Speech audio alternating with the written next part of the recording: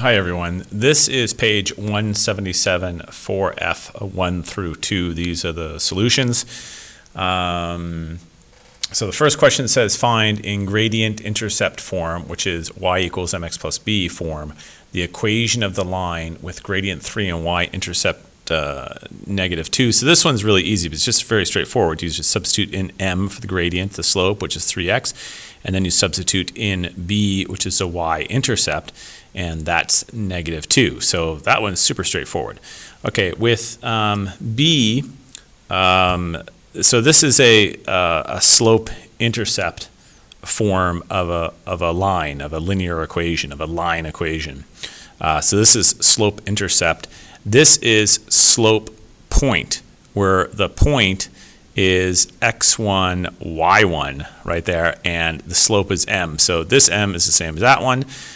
This x is that x, this y is that y, and this one, instead of having a y-intercept, we have a point, so x1 and y1. And in this question, they tell us the gradient is -4, so there it is. I'm going to substitute -4. And then they tell us that it passes through -1, 5, so -1, 5. So -1, 5, so this is x1, y1. So then I substitute in minus x1, which is -1, so minus 1 is +1. And then this becomes, I substitute in 5, because it is 5, so it becomes y minus 5. And then because they say that they want this in gradient intercept form, yes, that continues going off throughout the school day. This now ends the school day, and tutorial is beginning. Okay, so right, so we want this in gradient intercept form. So now all I do is I just solve this for y. So I have x negative x plus 1. I distribute the -4, so this becomes -4 times x, -4x, -4 times 1, which is -4.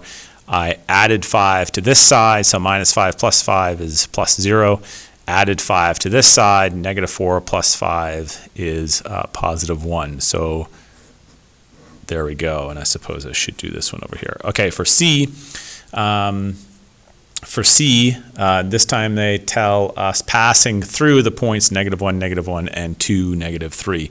So again, I'm going to start off with my point slope form of the equation, and then eventually I will make this into slope intercept form. So up here, they told us the gradient, they told us the slope. Down here, we don't know the gradient, so we have to figure it out. We have to figure out the slope. So that's y2 minus y1 over x2 minus x1. I just labeled this x1, y1, x2, y2. I could have made this one x1, y1, x2, y2. It doesn't matter. That's what I've done here. I've come up with the slope, -2/3. Substitute that in, -2/3 for m. And now I need a y1 and an x1, y1. And given that I had already labeled this one x1, y1, I just went with that. Had I labeled this one x1, y1 and this one x2, y2, then I would simply use 2 and -3. And in fact, it doesn't matter either way.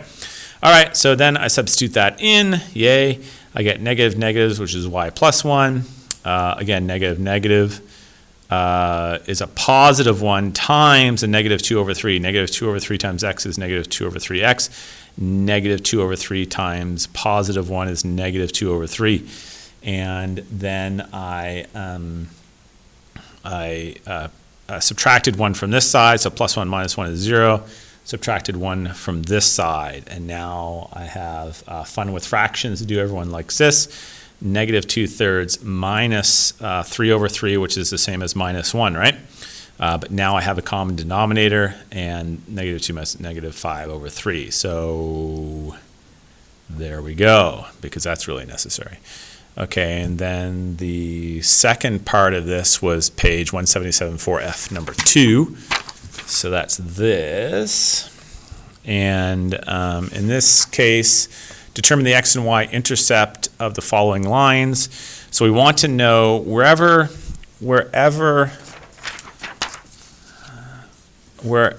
so just to say we have a line here. At this point, that's my y-intercept. And I don't know that, but I do know the value of x there. No matter where this point is here, Wherever it crosses the y-axis, I know that x is going to be equal to 0. Similarly so, that point right there is some unknown value of x, but I definitely know the value of y. All these are positive values, all these are negative values, so this must be 0. All along here, these are all zeros for the y value. So given that information, that enables me to say, okay, well, let's just substitute x, solve for y. So if I substitute x, for here I get 5 times 0, which is 0, so that means that y is equal to 0. Now I'm going to substitute 0 for y. So I put in 0 here, 0, so I get 0 is equal to 5x, which must mean that x is equal to 0. So this is an intercept at 0, 0. And surely enough, if you graph y equals 5x, it looks something like that. Actually, that's more like y equals x, and 5x would look something like this. Okay, yay. All right, B, let's see, B, y equals negative 0.4 x plus 3. So again, we're going to substitute for x, solve for y. Substitute for y, solve for x. So I stick in 0 here, so negative 0.4 times 0 plus 3. So I'm left with y equals 3. So that's x equals 0, y equals 3. Okay. And now I do the same thing. Instead of substituting for x equals 0, I substitute y is equal to 0 right there. And then what do I solve for? I have one equation, one unknown. I solve for x. So subtract 3, I get negative 3 is equal to negative 0.4, so the negatives go away. And then I'm left with 3 divided by 0.4, which is the same as a fraction over a fraction. We can make 3 into 3 over 1 divided by 4 over 10.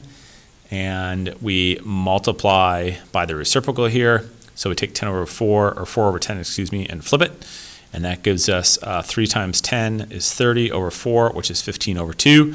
And so the x-intercept is 15 over 2, comma 0. If you said 7.5, comma 0, it's fine by me.